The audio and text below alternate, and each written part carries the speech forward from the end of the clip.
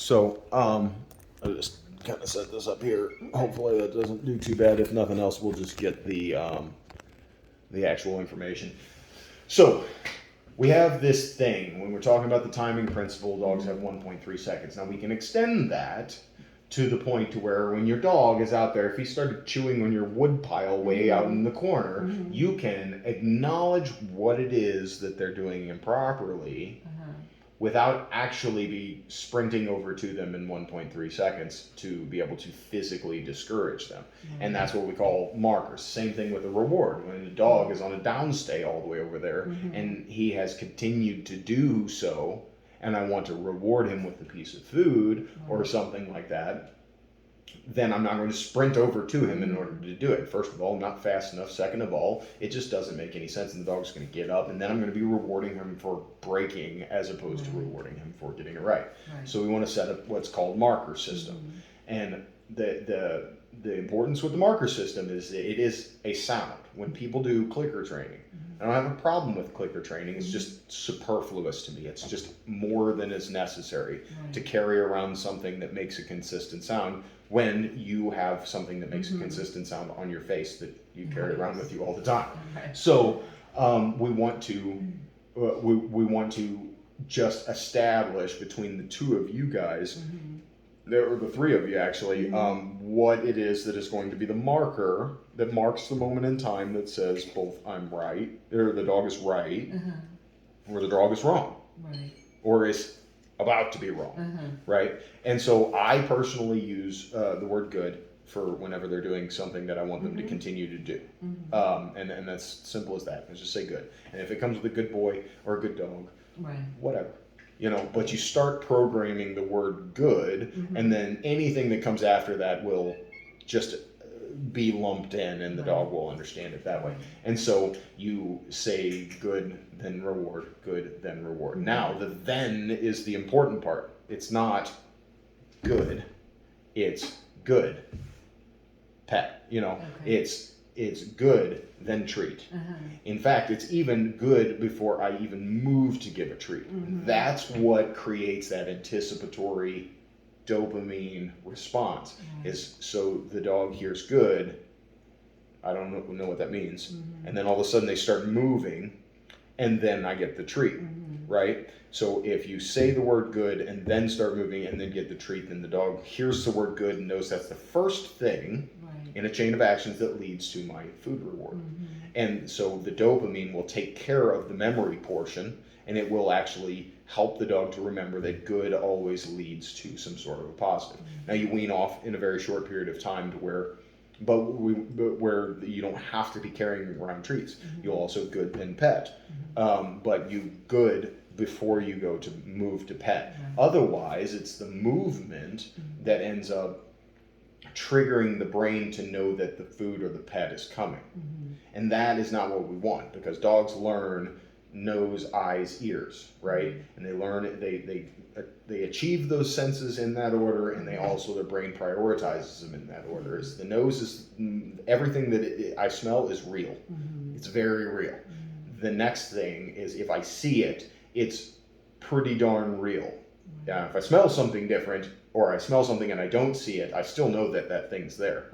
If I hear it, that's the last one. So whenever we're trying to get those verbal commands, which are hyper important in a situation like this, that we get those verbal markers down, is we want to make sure that they're the first thing that happens, and then everything else follows. Otherwise, it will just become background noise, like the birds chirping whenever I'm giving you hot dogs.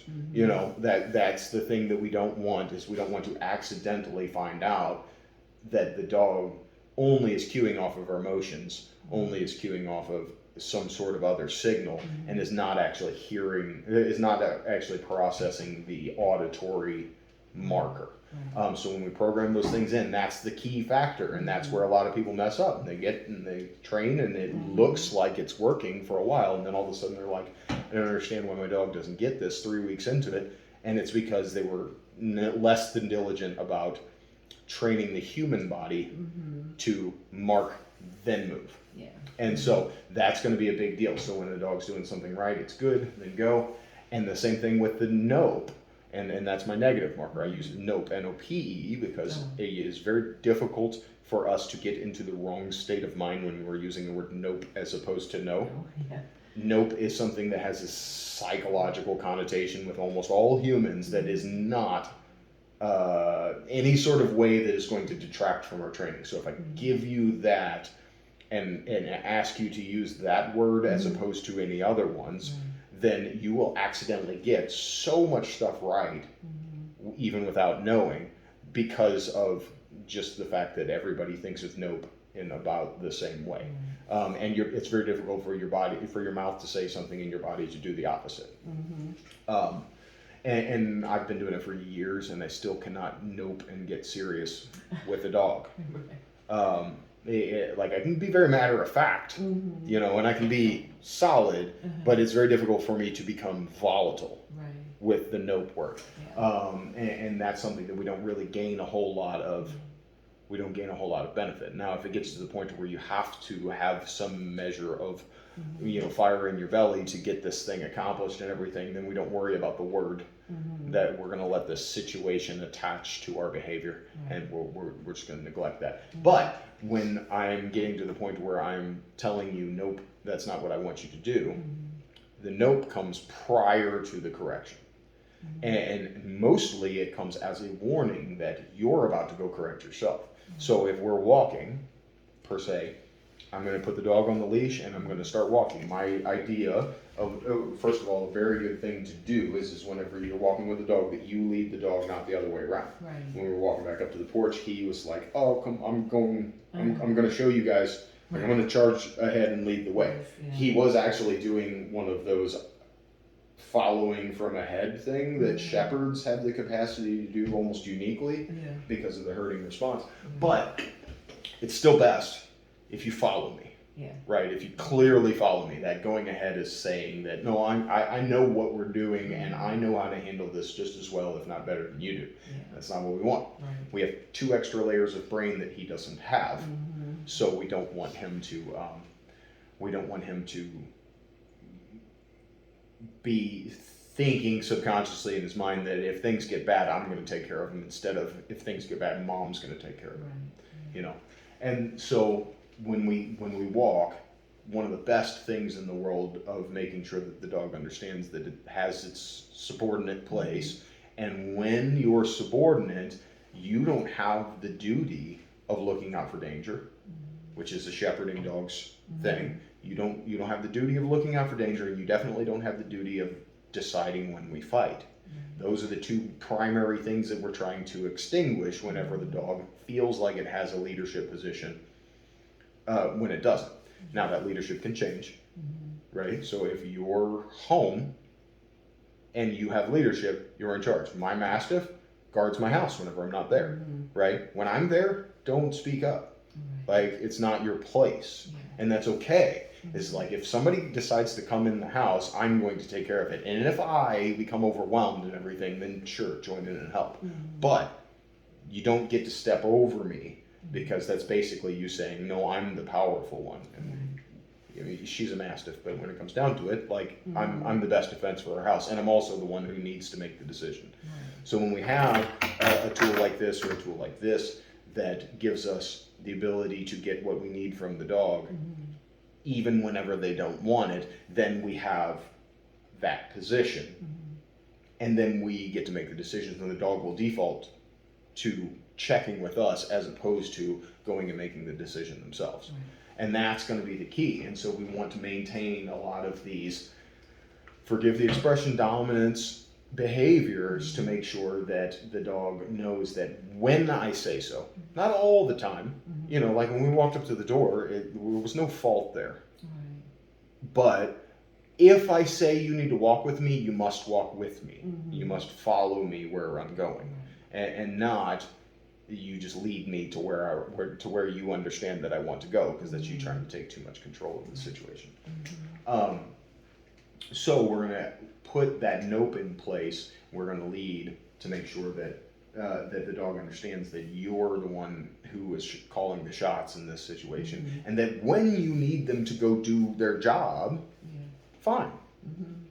but we want that to be commanded at best. We want that to be commanded, but at least understood. And if it's misunderstood, you need to be able to say nope, and the dog stops immediately. Yeah. And that's where I do want you guys to probably get to the point where we can do this. The good thing about this is they can wear them all day long, every day, and it's not a huge big deal. My dog has had one on for hours now on the way up here, and he's going to be just fine. And he wore it for a day and a half just recently, and it's perfectly fine. So if you put it on in the morning, take it off in the evening. Do watch, especially with shepherds. Like my dog's got a coat that's better for this, but do watch with shepherds for wet, causing the rubbing, and then also it's nothing wrong with moving it to a different point on the neck frequently. The e-collar companies say every 2 hours. I think that's just covering their butts. It's like if they move it every 2 hours, which is nobody will ever do, and it still causes them problems, then they can sue us. But if they don't move it every 2 hours, then we're out. Like we've given you the instructions of what will prevent it entirely. But every dog doesn't need every 2 hours. Again, this thing does need to be tight in the same way as the collar, because if these prongs are not making connection, then you you've got two different situations. It either is not going to make a stimulation at all, which means that they're getting away with something that we don't want them to get away with, which violates our consistency, or it'll arc. And if it arcs and it jumps, then now we're looking at it feeling upwards of 4 times as heavy as it should. And so you can end up having an inaccurate communication, as opposed to an informative one. And you end up, your dog doesn't want to sit, and you end up correcting it like it's tearing apart your chicken. Those are not conducive to. That's not conducive to good communication. So, very important that you make sure that the prongs are long enough and everything, but they have constant, continuous contact. But what we do is we say nope, then the correction happens. So I get on the leash, I take the dog out into the yard, and I say walk, and then I'll just leave, because that's the way a leader leads. Is I say walk, and then I'm going. Great leaders don't ask everybody's permission to go do great things. They just say, I'm going to do them. Are you coming along, or are you not? And that's exactly the kind of mentality that we want to have with the dog. It's very leaderly, and the dog will look at it as leading. Whenever you have dogs in a pack and everything, the one that's leading doesn't even look at everybody to get their attention before it goes. It just says, I'm going. And you can come or you can not, because I'm good no matter what. Like, I'm powerful enough to venture out on my own. And then all the rest of the dogs say, I'm not, come back here, I want to stay close to you. And so when we lead, we say walk, and we go, right? If he goes, great, the end. Like we've said a word, it's signaled a movement, he's paid attention to us, and he's started to move with us. That's good enough. And so the goal is that we want him to walk with us, but behind us. And then, so let's say he says, oh, okay, I know where we're going, and I'm going to go ahead. As soon as he gets up ahead, as soon as his shoulders cross in front of my hips, I will say nope, right? Nothing has happened yet, but I'm going to give him the warning. Nope means that you've just violated one of the principles. You've just gone too far. You're starting to do something that I don't want you to do. And then as he gets ahead, I will stop and turn away. So ideally, I'm going to say nope and turn away, or slow down, or do anything that will cause him to, if he continues on ahead, to hit the end of the thing. You can do a kind of an about face to the right, away from the dog. That works great. In fact, that's how I usually start teaching it. But then later on, I'll shorten it up, and I'll just slow myself down, or come to a full stop, or even do a backup if the dog's not paying attention, so that they realize that I must pay attention to where the human is, and I must stay behind them and follow them as opposed to lead them. And then you can get that leading thing out of their system. And I'll demonstrate that for you. He's not used to being on a leash. leash. I mean, he Right. does occasionally, we put him on, but not very often. So that'll be one of those things that for the time being, to correct this process, to put yourself in a good, safe position, we will want to spend lots more time on the leash. Now, the good news is we're probably going to use 20-foot long leash. Oh, okay. You can go to your box store and you can get one for about $10. Yeah. $10, $12. Okay. And so that's good. So pass this by. Warn with nope. I'm one of the only trainers in the world that talks about warnings, and I'm perfectly comfortable with that because it's paid dividends. As long as we can understand how to warn properly without it being useless words, empty words, because we don't want it to be empty words. So we warn once. I have given you the notification that you have gotten out of the state of good, and I'm going to move in such a way that will encourage you to move back towards the state of good. And if you follow willingly within the time frame, within the amount of leash that I've allotted and everything, then you don't hit the end of the thing, and you're just a good dog. You did something that I didn't want. I gave you a verbal word. You listened to it. You adjusted properly in a timely fashion. Never correcting a dog for that. Now, if they blow me off, and I'm not correcting the dog's correcting themselves. And so that's why I like this movement-oriented instruction where I give verbal signals to help them achieve it more accurately, and then eventually we get to the point where we're not actually holding on to the leash and I start saying the same thing and the dog continues to do. And I'll show you the rhythms of that, and it'll be one of those things you just work on it a few minutes a day. And if you can say the word walk and the dog comes and walks properly for you and will give up his freedom of choice for a period of time and subordinate himself to you, then after that life gets very loose. It gets very free, because if I can trust you to stop what you're doing, even in a distracted situation, and come back and walk properly with me, then I can trust you just about anywhere, and that'll be something that we're going to work up towards throughout the time. It will go very quickly, especially if you're adept at it, but it will go very quickly, and I generally can get a dog to, without any sort of pressure on the leash, follow me fairly quickly in 10-15 minutes. Well, now since we use the term walk when we make him go through the gate, like into the field, will that confuse him, or will he still be okay with that term? So, it shouldn't be much of an issue. Okay. So when we're teaching the exercise, it doesn't really matter what has been, as much as at a moment we make a covenant with ourselves that this is what this word means from then on. And we're not going to lie to the dog and pretend like it means something different. And we're not going to be complacent and say it means something and then not follow through with it. And but that can be something that changes in a moment. It is easier when it's a brand new word. It's something that they've never heard before, but if it's something that has a fairly similar connotation and we just want to sharpen the rule and make it a little bit more specific, that shouldn't be a big deal. Now, if I want the dog to go through the gate ahead of me, I'm going to change that to a different word, and then we're going to practice that with the kitchen, with the front door and everything just the same, so that he understands that in order for you to go through this barrier, you need this word, right? And so I personally would use the word free or something like that, or okay, or whatever it is, some sort of something that makes sense in your brain, a release word. And then walk means that you walk with me, because I tend to find that most people find those things to where they don't really have to think about it. I say walk, that means walk. Right. And I say free, that means you're free. And then because we always want to choose the words that are the least stressful, the least strenuous for us to come up with.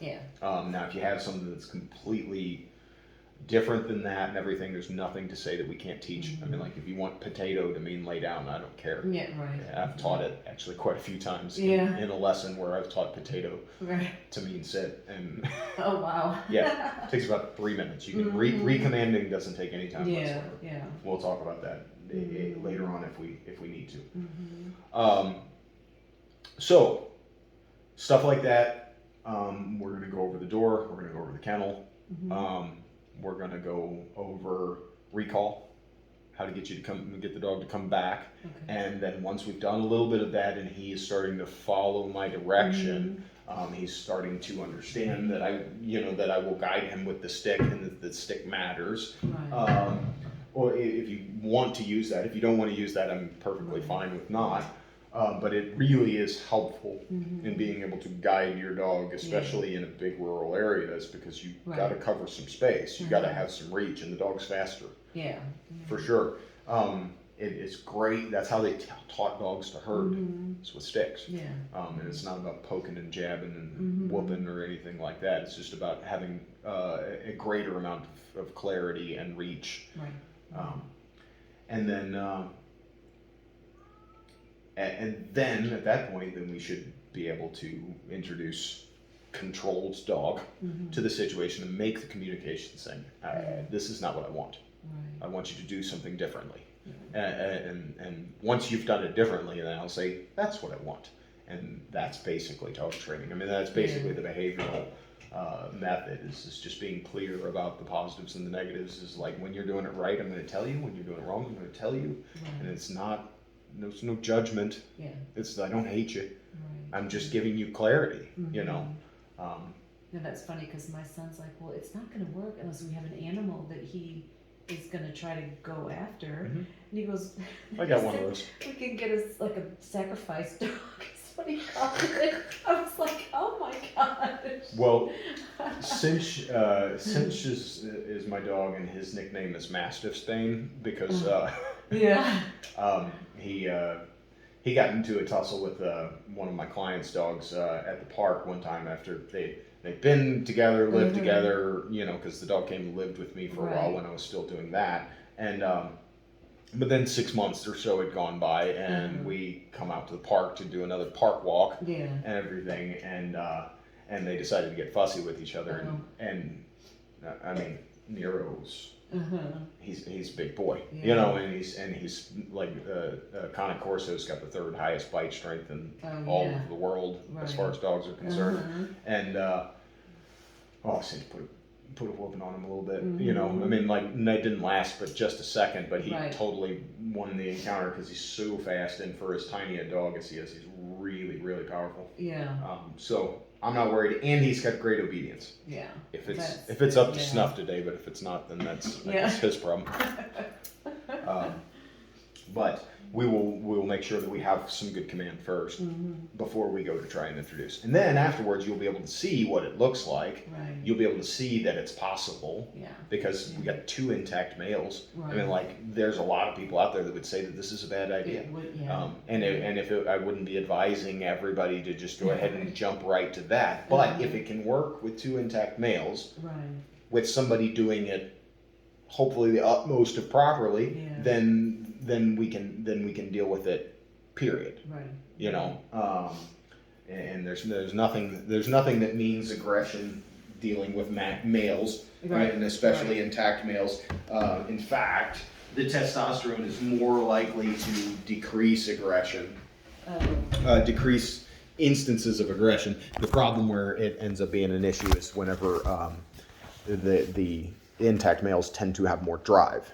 Yeah. And so the drive has an escalation factor, and whenever it does go bad, the intact male is like, no, I'll finish it. So they become more dominant, but a dominant dog is not a more aggressive dog. Right. It's actually generally the least aggressive dog until you've pushed it too far. Right. So we want our dogs to be very dominant. There's nothing wrong with that, and especially if you want somebody to guard your property. Yeah.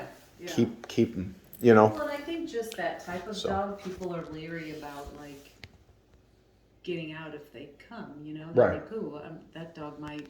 Yeah, I mean, like, you get you a nice, good, big German Shepherd, and it does some good things. Yeah. So I'm going to pause this for now.